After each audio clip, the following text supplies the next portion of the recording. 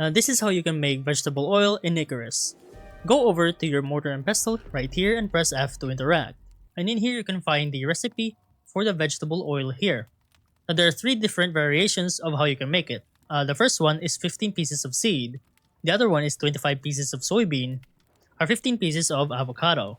Now if you are wondering how you can get the recipe for the vegetable oil, as long as you've learned the mortar and pestle right here, you can unlock all of these default recipes, and that's including the vegetable oil in all three different variations of its recipe. Now the one I am going to make are the soybeans variation, which I should be able to find somewhere around here right in front of our house.